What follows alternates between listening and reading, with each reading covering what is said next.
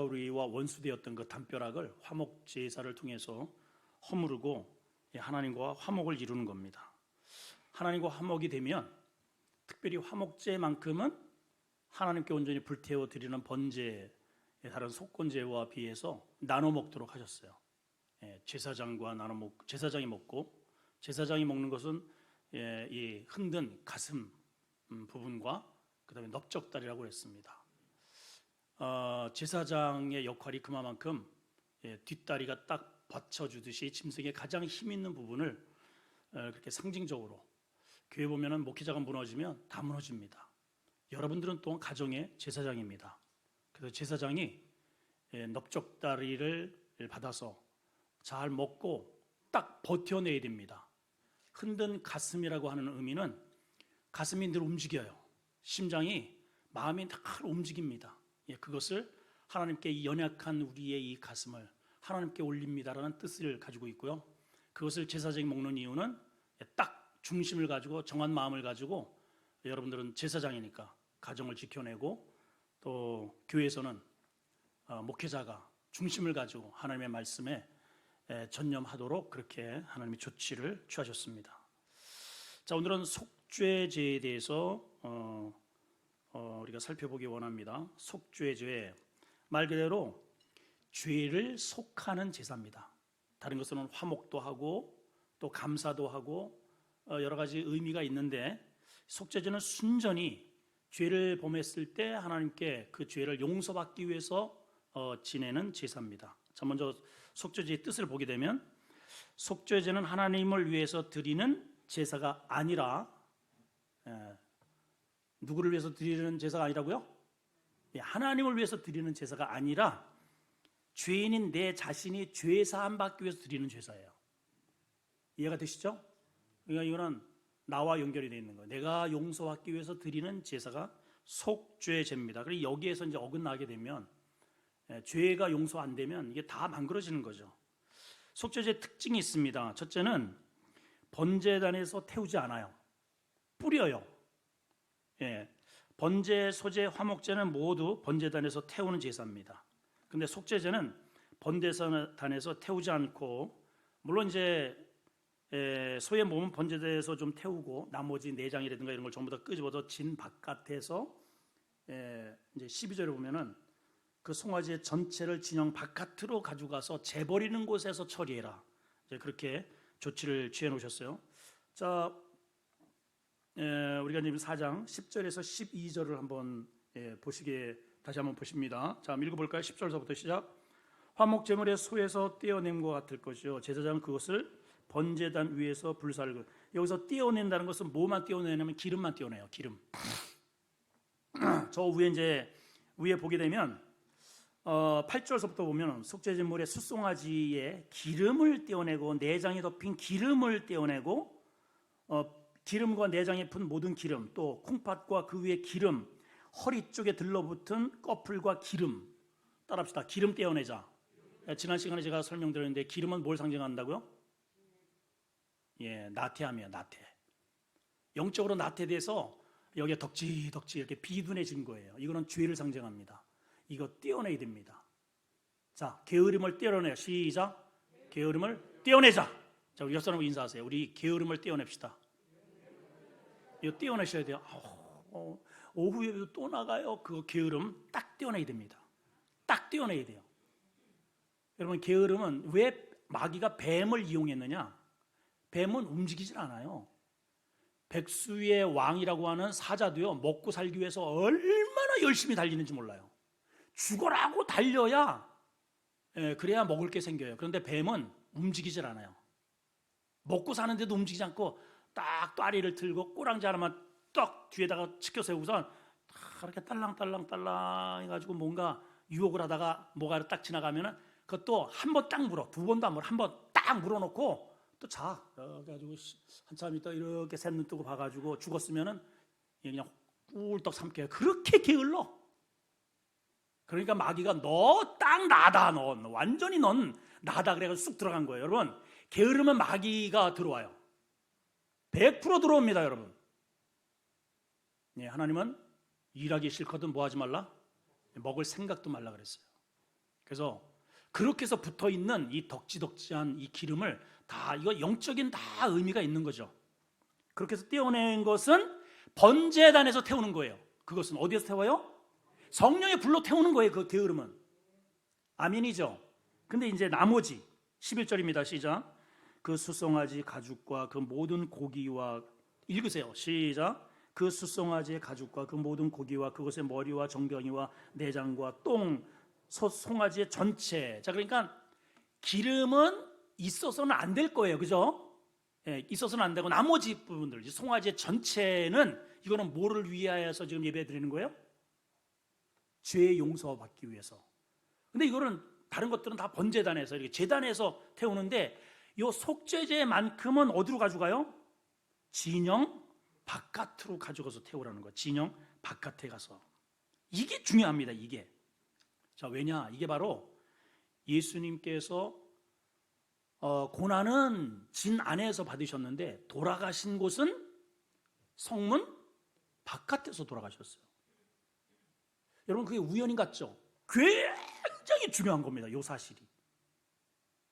자, 마태복음 27장 46절에 보면 예수님께서 돌아가실 때 얼마나 힘드셨는지 절규하는 내용이 나옵니다. 한번 읽어봅시다. 이상 시작. 제9세쯤에 예수께서 크게 소리 질러자. 9시면 우리 시간으로 몇 시일까요? 예, 3시예요. 아주 똑똑하십니다. 네. 소리 질러 이르되 엘리 엘리 라바 사박다니, 하나님 하나님 어찌하여 나를 버리십니까? 하나님이 완전히 버려진 장소가 진영 바깥이라는 거예요. 여러분, 아무리 하나님이, 주님이 소리를 질러도 하나님이 그 소리를 들으시면서도 대꾸를 안 하실 만큼, 예, 진영 바깥에서 그렇게 소리를 지르셔요. 자, 최초에 아담이 이제 범죄를 했습니다. 거기에는 에덴 동산의 중앙에 뭐가 있었냐면은 우리가 잘 아는 뭐가 있죠? 선악과. 또 한 가지는 생명나무. 따라합시다. 선악과, 생명나무. 선악과는 선과 악을 구별하는 하나님의 심판의 상징을 의미하고, 생명나무는 영원성을 의미해요. 영원. 이 나라는 영원한 나라다라는 것을 말하는 거예요. 자, 그런데 범죄함으로 저들이 우리 중에 같을까 하여 하나님이 이 생명나무를 막으셨다 그랬어요. 그래서 지금까지 하나님께서 생명나무는 화원검으로 딱 둘러쳐서 접근하지 못하도록 그 생명나무를 보호하셔요. 그게 첫째 아담이 실패한 겁니다. 근데 둘째 아담인 예수님께서 자기의 몸을 통해서 그 죄값을, 그렇게 해서 아담은 어떻게 됐냐면은 이 진영, 에덴이라고 하는, 천국이라고 하는 이 공간 바깥으로 쫓아내요. 자, 성경 우리가 살펴봤죠? 꼭 봐야 되겠어요? 예, 지난번에 우리가 살펴봤죠? 대답만 하는 거예요. 진짜 아는 거예요. 자, 우리 3장 맨 끝절 24절을 한번 찾아보세요. 자, 창세기 3장 24절. 23절도 마찬가지, 3절도 같은 내용이 있습니다. 자, 읽어봅시다. 23절, 24절. 3장 23절, 24절 시작. 여호와 하나님이 에덴 동산에서 그들을 어떻게 해요? 내보내요. 쫓아냈다는 거예요. 내보내요. 그래서 근원의 땅을 갈게 하시고, 24절 크게 시작. 이같이 하나님이 그 사람을 쫓아내시고 에덴 동산 북쪽의 그룹들과 두루 도는 불칼 두어서 뭐를 지켜요? 생명나무를 지켜요. 죄인이 괜히 그거 먹었다가는 죄인으로 영생을 해버리는 거죠. 근데 그렇게 이제 쫓겨내고 이제 벽이 생긴 겁니다. 벽이. 절대로 여기 생명나무는 접근을 못합니다. 죄인은 절대로 접근을 못해요. 그런데 이 벽을 딱 올 수 있도록 허물어뜨린 둘째 아담이 계셔요. 그게 누구예요? 예수 그리스도예요. 첫째 아담은 실패했는데 둘째 아담이, 그 아담이 누구냐면 사람 아래요. 사람. 첫째 사람은 실패했는데 죄 없으신 사람이 이 땅에 오셔서 이 죄의 문제를 대신 뒤집어 쓰고, 쫓겨나는 것은 원래는 아담이 쫓겨났잖아요. 사람이 쫓겨났단 말이에요. 근데 죄가 없는 자가 쫓겨나요. 왜? 이 사람의 문제를 해결하기 위해서, 내 문제를 해결하기 위해서 당신 스스로가 빠져가는 흙탕물에 집어 던진 거예요. 그리고 우리를 버쩍 끌어올려서 내가 내 죄값을 대신했으니 너 생명나무로 가! 이렇게 길을 열어놓으시고 당신은 거기에서 죄값을 치르고 돌아가신 거예요. 아멘이죠. 로마서 8장 1절입니다. 그게 이제 이 말이에요. 그게 요게 시작. 그러므로 이제 그리스도 예수 안에 있는 자는, 단서는 딱 요겁니다. 그리스도 예수 안에 있다는 말은 뭐냐? 내 죄값이 주님께로 전가되어서 그분 안에 내가 그분의 그 공로를 믿고 의지하고 감사하는 자는, 그 자는 결코 정죄함이 없다는 거예요. 결코. 마귀는 끊임없이 우리한테 너 또 죄졌지, 너 또 죄졌지, 자꾸만 우리를 죄 가운데 자꾸만 우리 이끌어요. 그런데 우리 죄 짓죠. 저도 죄 져요.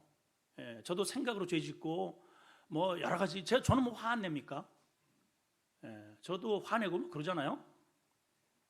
근데 어쨌든 간에 그 모든 우리 이런 죄들을 주님께서 다 지옥 갈 수 있는 죄를 싹 속죄해 주셨기 때문에 내가 그 공로를 가지고 다시 그 생명나무로 뚜벅뚜벅 걸어갈 수 있게 된 거예요.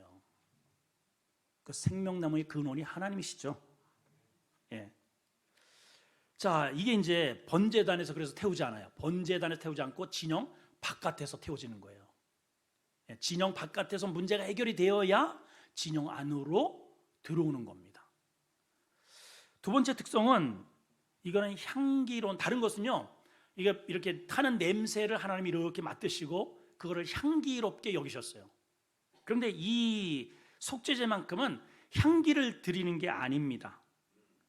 냄새를 하나님께 드리는 게 아니에요. 번제, 소제, 화목제는 모두 향기로운 냄새로 하나님께 드리는 제사라면 속죄제는 향기로 드리는 게 아니고 진영 바깥에서 태워서 희생의 제사하고 죄를 속하기 위한 제사라는 특징이 있습니다. 다른 것은 전부 다 하나님을 만족해 해드리는 그러한 향연의 제사라면, 이 속죄제는 내 죄가, 저와 여러분들의 죄가 진 바깥에서 그렇게 해서 철저하게 태워지는, 진영 바깥으로 내다 버리는 그런 제사가 속죄제인 거예요. 그래서 주님을 진영 바깥으로 내 던져버린 거예요.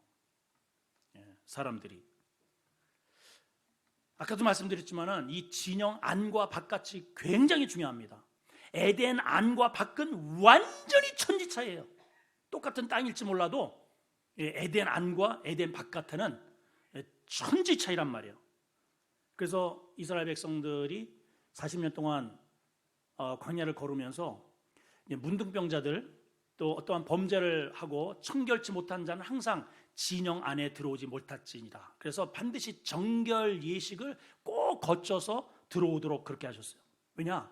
진영 안에는 약속의 땅이고 저 진영 밖에는 세상을 의미하기 때문에 그렇습니다. 교회 안에는 또 우리가 심령이 하나님의 성전이라 그러잖아요. 그러니까 믿음 안에는, 그리스도 안에는 생명이 있지만 저 세상은 어둠인 거예요. 그래서 이 진영 안과 밖이 이렇게 중요한 거예요. 자, 히브리서 13장 12절 13절에 이렇게 딱 기록을 해놨습니다. 자, 읽어봅시다. 시작. 그러므로 예수도 자기 피로써 백성을 거룩하게 하려고 어디에서? 성문 밖에서 고난을 받으셨느니라. 왜냐? 우리가 성문 바깥에 있었던 존재이기 때문에 그래요. 그러므로 우리도 그의 치욕을 짊어지고 성문 바깥으로 그에게 나가자. 이게 무슨 말일까요? 나를 담당해 주신 그 예수 그리스도의 그 은총 속으로 들어가자는 거예요. 그거 아니고서는 안 된다는 거죠. 안 돼요. 그래서 이것은, 속죄제는 냄새가 아니고 내가 죄가 되어서, 내가 죄가 되는 게 중요해요. 내가 태워져서 바깥에 버려지는 게, 죄는 태워져서 바깥으로 집어 던져야지. 아깝다고 다시 주워놓고 저 밑에 꿈추고 앉아있다가 또 다시 또 꺼내놓고 이런 식으로 하면 안 되는 것이죠.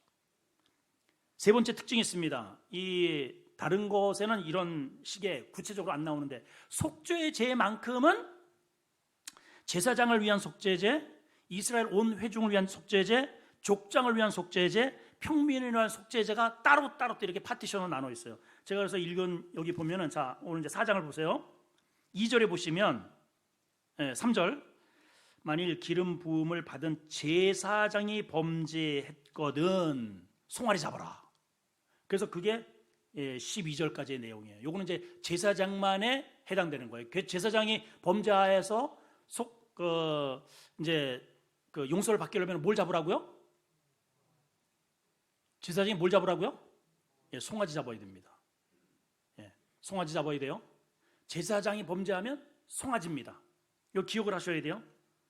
자, 그 다음에 13절 보세요. 시작. 만일 이스라엘 온 회중이 계명 중에 하나라도 부지 중에 범죄하면, 온 회중이 하나라도 부지 중에 하면은,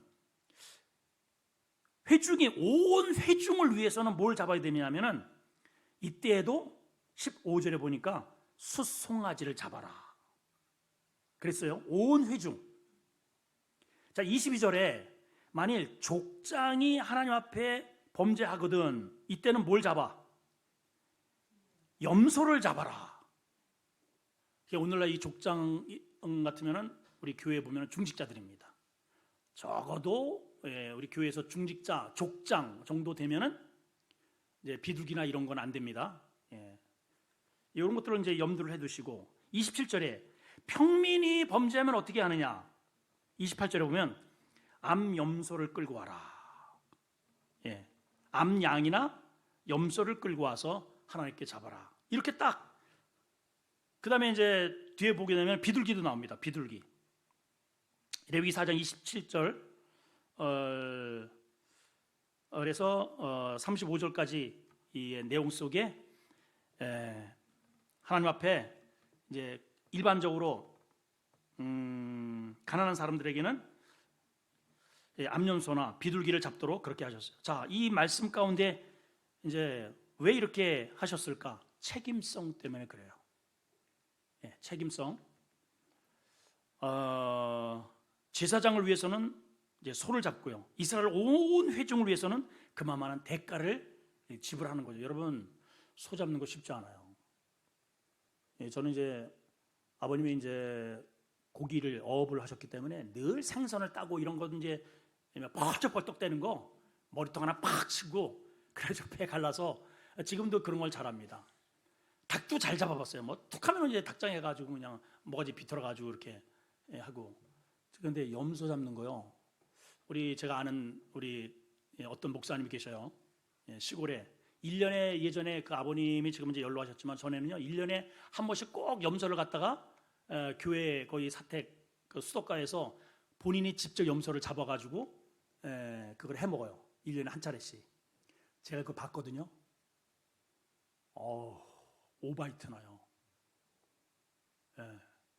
저도 이제 어떻게 해서 이제 그거 따라가서 그 잡는 거를 이제 저도 한번 시골에서 어렸을 때 이제 개도 잡고 연수 잡는 거를 이제 봤는데 개를 잡잖아요. 동네에서 개를 잡는다. 그럼 동네 잔치입니다.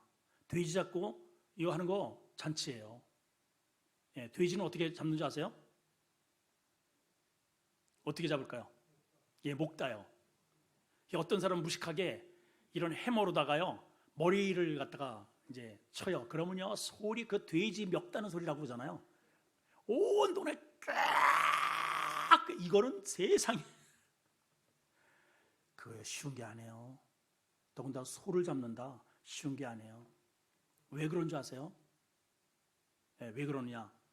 제사장들은 그러한 소를 잡는 그 복잡하고 힘든 그러한 과정을 통해서도 그와 같은 그 죄성이 내 안에 있기 때문에 이거를 반드시 떼어내라는 거죠. 결별하는 거예요. 결별. 너 죄 지으면 또 그러한 짓을 또 해야 되니까 다시는 아예 얼씬도 하지 마. 비둘기 같은 거는 그냥 툭 해가지고 뒤에 서면 또 비둘기 잡고 밀가루기 휙 뿌리면 그만이지만은 손은 쉽지 않은 거예요, 여러분. 비싸져요. 또 따라합시다. 소를 잡자. 내가 누구예요? 여러분이 제사장이잖아. 왕 같은 제사장이잖아요. 그러니까 오늘날에도 우리가 죄를 가까이 할 때 소를 잡는 듯한 그러한 느낌으로 하나님께 속죄를 하라는 뜻이에요. 그 죄를 쉽게 생각하지 말라는 것이죠. 아멘이죠. 네 번째 특징이 있습니다. 이거는 아까도 얘기했지만 피를 붓지 말고 뿌려라 그랬어요. 손가락으로 찍어가지고 뿌리도록 하셨습니다.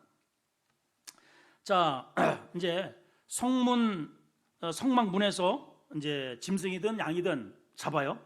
그리고 제일 먼저 피를 받아요. 제사장은 제일 중요한 게 피입니다. 왜냐하면 모든 생명의 그러한 그 근원이 피기 때문에, 그래서 피부터 먼저 받아요. 제사장은 그 피를 받아서 성소 앞 휘장 앞에 가서 7번을 이렇게 손으로 찍어가지고 뿌립니다. 7번을. 7은 완전수죠. 예, 7은 완전수입니다. 성경에 보게 되면 이제 7에 관련된 그러한 숫자가 굉장히 많이 나오는데, 천지창조 7일을 완성하시죠. 그 다음에 하나님 앞에 촛대를 올릴 때에 7가지의 그러한 금촛대가 있었습니다. 속죄제의 날도 피를 7번 뿌리고요, 관유를 부을 때에도 7번 뿌리고요, 제사장 위임식도 7일을 하고요, 여리고성을, 요건 아시죠? 예, 하루에 7바퀴, 마지막 날에는 7일에, 예, 그러니까 7일 동안 하루에 한 바퀴씩, 예, 7일을 돌게 하셨어요. 자, 계시록에 보게 되면은 전부 다 뭐와 관련이 되어 있느냐? 처음에 그 재앙이 무슨 제가 이제 새벽기도회 때 다 설명을 드렸죠. 첫 번째 재앙이 뭐예요? 그 순서는 좀 마셔야지. 첫 번째는 뭐예요? 예, 인재앙. 두 번째는 나팔재앙. 세 번째는 대접재앙. 그러니까 전부 다 몇 개씩이에요? 7개씩이에요. 그러니까 7은 완전한 심판을 의미합니다. 여기에서도 7번을 뿌리라는 것은 너의 죄가 완벽하게 하나님 앞에 속죄된 것을 제사장을 통해서 선언을 하는 거죠. 선언을. 그러니까 이제 이렇게 찍어서 뿌리니까는 소를 잡았을 때는 엄청나게 많을 거 아니에요? 그리고 그 많은 것은 제단 앞에 가서 거기다가 이제 붓는 거예요. 그러니까 이 속죄 죄를 하는 날만큼은요, 제단 앞이 피가 흥건한 겁니다. 막 피. 여러분, 사람 피든 짐승 피든 간에 어쨌든 피를 보면은요, 현기증이 납니다. 예, 아주 그 냄새, 비릿비릿한 그 냄새에 그 피를 보면 어쨌든 사람이 흥분하고요. 그 아주 그래요, 피. 그러니까 바로 그것이 영문 밖에서 십자가상에서 그 대궁을 타고 줄줄줄 뚝뚝 떨어져서 흘러가는 예수 그리스도의 보혈을 상징한다 그 말이에요. 그게 우리의 심령에 뿌려져서, 내 전신에 뿌려져서 우리가 죄의 속함을 받는 것이다 하는 거죠. 여러분, 이 은혜를 절대로 잊으면 안 됩니다. 내 대신, 과거에는 황소가 죽어져 희생되었다면 내 대신 예수님이 저 영문 바깥으로 쫓겨나가서 거기에서 완전히 제가 되시고 피가 완전히 다 뿌려져서 내가 용서를 받는 거예요. 그냥 용서받는 게 아니라는 것입니다. 마지막에 특징이 하나 있어요. 붉은 암송아지 제로 드리는 속죄제가 있습니다. 예, 민수기 19장에 이제 이거는 나와 있는데 1절에서 9절. 이 성경에서 풀기 어려운 난제 가운데 하나가 왜 하필 붉은 암송아지 제로 죄를 졌을 때 정결 예식을 하도록, 속죄하도록 그렇게 하나님이 하셨단 말이죠. 가데스 바네아 사건을 여러분 아마 기억하실 겁니다. 이스라엘 백성들을 모세가 이끌고 이제 네게부 지역이라고 해서 준사막, 이스라엘의 최남단 접경 구역이죠. 이제 거기까지 도착을 한 게 1년 만에 거기까지 도착을 합니다. 그리고 이제 12 전탄군을 다 보내죠.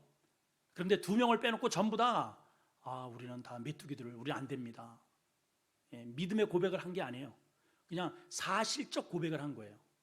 그럼 우리 성도들은요, 예, 또 특별히 우리 제사장급, 우리 또 여기 아까도 얘기했지만 족장급 우리 성도들은 반드시 현실적인 이야기를 하시면 안 되고 믿음의 이야기를 하실 수 있어야 돼요. 아멘 하셔야 되는데, 예, 다시 아멘 하세요. 아멘 하세요. 자, 여러분, 그 12명이 이제 갔잖아요. 40일을 전탐을 하고 돌아왔습니다. 그리고 거기에서 막 그냥 과일 포도 송이도 메고 왔다 그러잖아요. 그러니까 얼마나 그 땅이 풍요해. 그 와가지고는 10사람은 전부 다 뭘 얘기냐면 거기에서 실제로 보고 느낀 그대로를 얘기했어요. 우리가 가보니까 정말 성읍이 견고하고요, 크고요. 세상에 우리가 메고 온 거 이거 좀 보세요. 그런데 거기는 기라성 같은 네피림 후손들이 살고 있고, 거기에 비해서 우리는 메뚜기입니다. 맞아요, 틀려요? 여러분, 맞아요, 틀려요? 맞아요, 여러분. 이게 중요한 거예요. 자, 저를 보세요, 전부. 이게 맞아요, 틀려요? 맞는 말을 한 거예요, 여러분. 맞는 말. 근데 하나님이 그 맞는 말을 징계를 하셔요. 하나님의 백성은 맞는 말을 하면 안 돼. 믿음의 말을 할 수 있어야 돼요. 믿음의 말. 그거 말이 맞지만, 두 사람은 그렇게 해요. 그 말이 맞지만, 그러나 우리는 그러나의 신앙이 있어야 돼. 그러나 하나님이 변수예요. 항상 우리는 하나님이 변수지 이 현실 맞는 상황이 문제가 아니야. 아멘이죠. 아멘. 이거 꼭 기억하셔야 됩니다. 우리가 항상 어떠한 교회에서도 이런저런 교육을 할 때 항상 우리는 현실을 항상 배경을 두고 맞는 말을 자꾸만 한단 말이에요. 그 맞는 말이에요. 근데 맞는 말이긴 하지만은 우리 믿음의 성도들은, 특히 우리 중직자들은 맞는 말에서 한 차원 높여 믿음의 말을 할 수 있어야 돼요. 믿음의 말.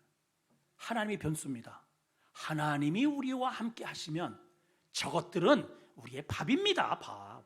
아무것도 아닙니다. 저것들. 하나님이 우리 다 주신 약속했지 않습니까? 하나님이 변수인 거예요, 항상. 근데 그 고백도로 그대로 됐죠. 그래서 20세 이상 된 60만 3,550명이 여호수아와 갈렙만 빼놓고 40년 동안 싹 죽었어요. 아까 제가 말씀을 잘못드렸어요. 2년 만에 이제 거기 도착해가 2년을 제외한 38년 동안 뱅뱅뱅뱅뱅뱅 계속 돌다가 죽어서 이걸 계산을 해보면은 하루 평균 40명씩 죽는 거예요. 그러니까 계속 40명씩 죽어서 시체를 만져야 되는 겁니다. 자, 성경이 분명히 그랬죠. 레위기서에 시체를 만지면 7일간 부정하니라. 그럼 이거 정결을 해야 됩니다. 정결 이식을 해야 돼요. 시체를 만지면 진 안으로 못 들어옵니다. 그래서 시체에 관련된 율법이 필요했어요. 그래서 민수기 19장 16절에 이러한 표현이 있습니다. 한번 보시면 시작. 누구든지 들에서 칼에 죽은 자나 시체나 사람의 뼈나 무덤을 만졌으면 뭐하다고요? 7일 동안 부정하다. 못 들어와. 어쨌든 부정한 사람은 이 진 중에 못 들어와요. 문제가 해결이 돼야 돼. 그래서 7일간 정경 예식을 해야 됩니다. 정결 예식을 할 때 2번 합니다. 3일째 되는 날 1번 하고 7일째 되는 날 또 1번 더 해야 돼요. 그래서 그때에 정함을 제사장으로부터 받아야 진중으로 들어오는 거예요. 이때 필요한 게 붉은 암송아지를 태워서 그 재로 흐르는 물에 우슬초와 함께 그렇게 섞어서 정결 예식을 하라고 아까 제가 이제 말씀드린 대로 어디입니까? 민수기 19장에 이제 나와 있는 거예요. 자, 그러면 왜 하필 붉은 암소일까? 왜 하필이면? 이게 이제 잘 안 풀리는 거예요. 하필이면 붉은 암소일까? 두 가지 이제 설이 있습니다. 하나는 광야 시대를 걸었던 이스라엘 백성들의 그 금송아지 사건. 또 한 가지는 아브라함 설. 그래서 금송아지 설이 하나 있고 아브라함 설이 하나 있어요. 자, 금송아지는 뭐냐? 출애굽기 32장 20절을 먼저 보십시다. 하나님이 모세에게 이런 명령을 하셔요. 시작. 모세가 그들이 만든 송아지를 가져다가 불살라 부수어 가루를 만들어 물에 뿌려서 자손이 마시게 했어요. 그러면 살리라. 자, 이게 이제 배경이 뭐냐면 모세가 율법을 가지러 갔단 말이에요. 밑에서 송아지 금으로 단 송아지를 하나 딱 메고서 난리 법석을 때려죠. 내려와서 이제 모세가 그냥 하나님의 율법을 패대기를 치죠. 다 깨버리고 진노합니다. 그 하나님께서 저 사람들이 살려면 한 가지 방법이 있는데 이제 이거예요. 지금 송아지를 가져다가 불을 태워서 가루를 만들어 그 젤을 만들어서 물에 뿌린 것을 이스라엘 자손들이 마셔라. 이게 무슨 뭐 소설 같고 미신 같고 그러죠? 이게 도대체 이게 무슨 의미일까? 자, 이제 이거는 후대에 이스라엘 백성들이 그 후대에 사람들에게 어쨌든 정결을 하기 위해서 이렇게 하라는 거예요. 송아지를 태운 그 젤을 가져다가 흐르는 물에 해가지고 어쨌든 마셔. 그렇게 해가지고 이제 정결 예식을 꼭 미신 같은 이러한 일을 했단 말이죠. 그러면 이들에게 이게 송아지 태운 가루야라고 했을 때 그 송아지는 이스라엘 백성들이 있어 첫째 나타난 것, 우리 과거의 조상들이 광야에 있을 때 붉은 금 송아지를 그렇게 만들어 가지고 하나님께 반역했던 그 엄청난 죄, 그거를 태운 그런 흔적. 그래서 금빛이 나는 붉은 암소로 했다. 이제 유대인들은 그렇게 해석을 하는 것이죠. 또 한 가지는 미드라시에 보게 되면은 아브라함설이 있어요. 아브라함설. 오늘 제가 낮 설교에도 잠깐 이제 언급한 그런 내용이기도 합니다.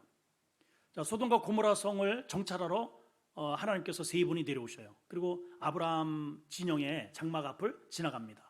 그럴 때 아브라함이 막 쫓아가가지고 이들을 이제 억지로 해도 이렇게 맞이하는 그런 장면이 나와요. 자, 그때에 등장하는 단어가 있어요. 자, 한번 보십시다. 창세기 18장 7절입니다. 시작. 아브라함이 또 가축대에 있는 곳으로 달려가서 기름지고 좋은 뭐를 잡아요? 송아지를 잡아 하인에게 주니 그가 급히 요리를 했다. 자, 이때 송아지 중에서 제일로 값어치 있고 맛있는 부분이 송아지 혓바닥이래요. 혓바닥. 손님을 대접할 때 그 혓바닥을, 그러니까 이제 세 분이니까 미드라시에 보게 되면은 유대인의 전승에 따르면은 3마리를 잡았다는 거예요. 거기에는 이제 성경에는 안 나오는 얘기입니다. 전설 따라 삼천리 같은 이제 얘기지만은 미드라시에는 그 비하인드 스토리가 나와 있어요. 그런데 3마리를 잡았다는 거죠. 세기가 필요했어요. 자, 그리고 아브라함이 자신을 뭐라고 소개를 하냐면은 이렇게 소개를 해요. 자, 18장 27절에 시작. 아브라함이 대답하여 이르되 나는 뭐라? 티끌이나 재와 같다. 감히 주께 아뢰입니다. 하면서 그때부터 이 하나님과 뭐라 하죠? 소돔과 고모라 성에 50명이 있으면 45명이 있으면 40명이 있으면 30명, 그래가 10명까지 내려오죠. 거래를 하는, 그리고 자기를 뭐라고 표현을 해요? 티끌로 표현을 해요. 자, 저분들에게는 송아지를 잡아들이고 자기는 티끌로 재로 그렇게 표현을 합니다. 자, 그리고 나서 18장 4절에 그것만 하는 게 아니고 이런 이제 아브라함이 그분들에게 이렇게 합니다. 자, 4절 굉장히 중요합니다. 자, 보세요. 시작.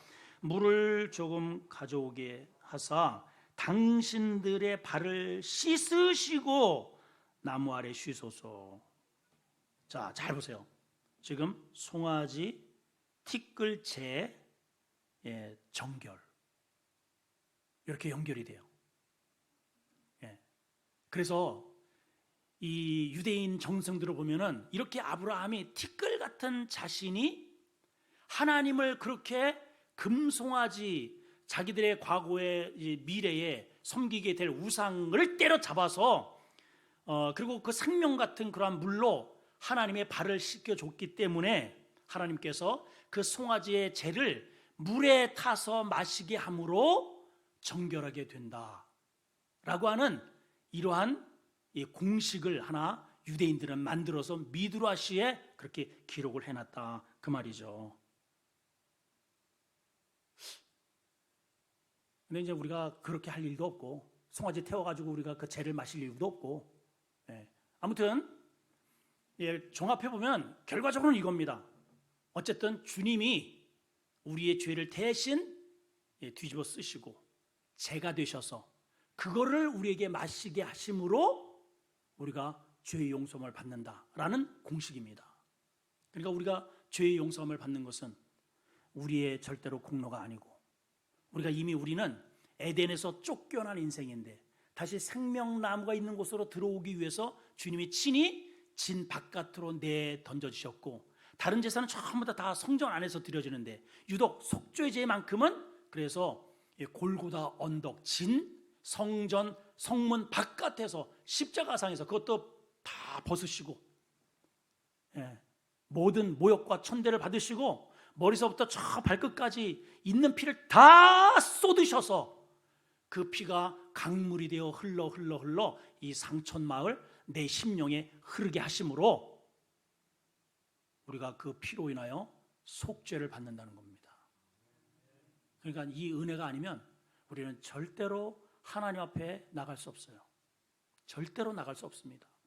그러니까 이것을 아는 게 은혜예요. 은혜. 내가 은혜 받았다 하는 것은 그 주님이 나를 위해서 돌아가셨구나라는 것을 깨닫는 게 은혜입니다.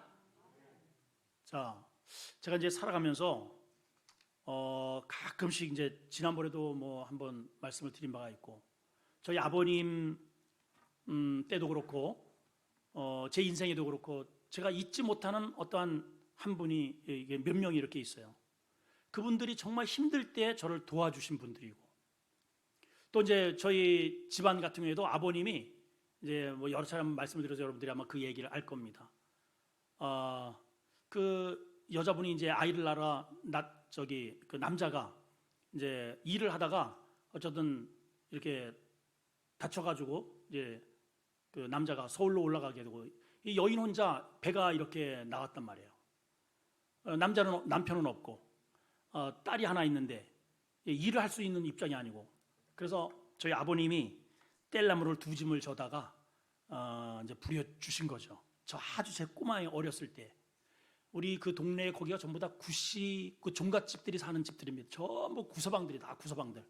그러니까 그리고 나서 이제 이분이 서울로 다 이제 온통 그 가정이 서울로 이사를 가셨어요. 교문이 쪽으로. 그럼 이제 오면은 그거 다 집안들이잖아요. 집안들. 뭐 돌아볼 집안들이 한둘이 아니야. 근데 가장 큰 집에 먼저 딱 들리고 두 번째 달려오는 집이 우리 집이에요. 그거를 그분이 아무튼 돌아가실 때까지 아마 그렇게 한 것 같아요. 내 기억으로는. 예. 다른 데 다 안 가도요. 저희 집에는 꼭 들려요. 왜 그랬을까요?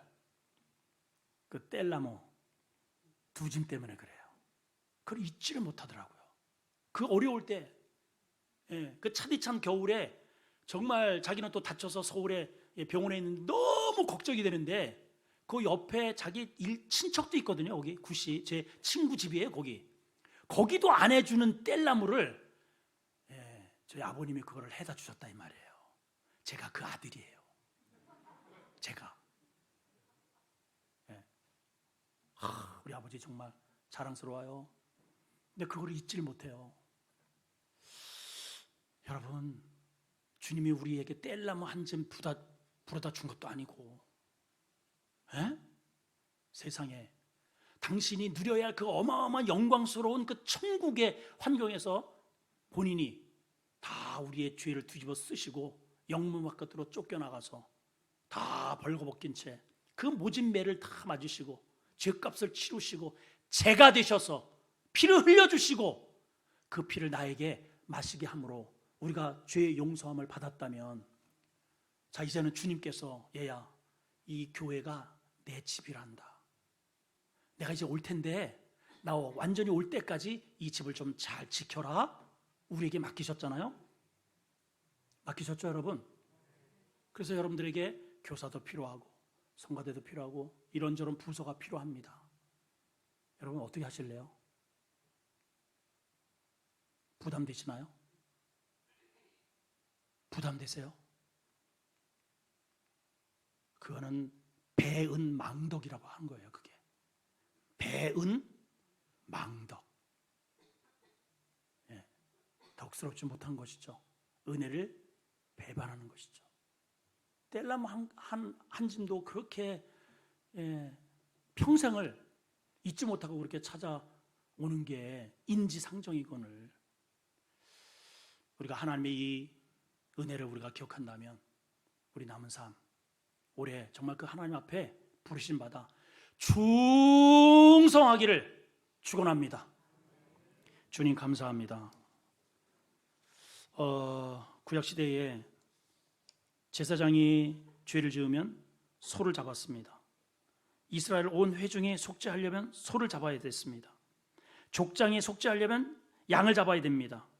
평민이 가난한 사람이라도 암, 염소와 비둘기를 잡아야 됩니다. 근데 우리를 죄를 위해서 우리 주님이 돌아가 주셨습니다. 그것도 영문 바깥으로 나가셔서 온 천하에 모든 치부를 드러내시고 하나님 매 맞으시고 피 다 쏟으시고 거기에서 죽으셔서 죄가 되셨습니다. 우리가 그 죄를 생명의 물에 다 마심으로 우리가 영생을 얻게 되었고 다시 생명나무 에덴으로 뚜벅뚜벅 걸어 들어갈 수 있는 담력을 얻게 되었습니다. 내 힘이 아닙니다. 하나님 절대로 내 공로가 아닙니다. 하나님의 만극한 은혜입니다. 하나님 은혜 잊지 않고 하나님이 이 은혜 기억하게 해주시고 주님이 부르실 때 언제라도 달려가는 그러한 은혜를 아는 자들 되게 해 주시옵소서. 예수님의 이름으로 기도합나이다. 아멘. 252장입니다.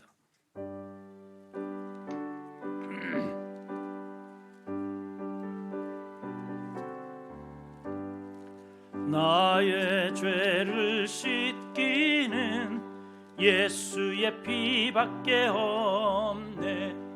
다시 정케하기도 예수의 피밖에 없네. 예수의 흘린 피 날 희게 하오니 귀하고 귀하다. 예수의 피밖 우리 박수 치면서 2절 나를 정케 하기는 예수의 피밖에 사죄하는 증거도 예수의 피밖에 없네. 예수의 흘린 피 날 희게 하오니 귀하고 귀하다. 예수의 피밖에 없네. 나의 죄 속하기는 예수의 피밖에 없어요. 나는 공로 없으니 예수의 피밖에 없네.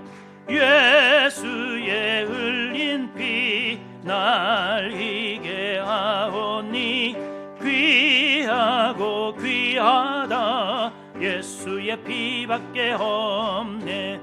평안함과 소망은 예수의 피밖에 없네.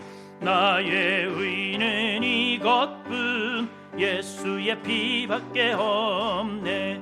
예수의 흘린 피 날 희게 하오니 귀하고 귀하다. 예수의 피밖에 영원토록 내 할 말 예수의 피밖에 나의 찬미 제목은 예수의 피밖에 없네. 예수의 흘린 피 날 희게 하오니 귀하고 귀하다. 예수의 피밖에 없네.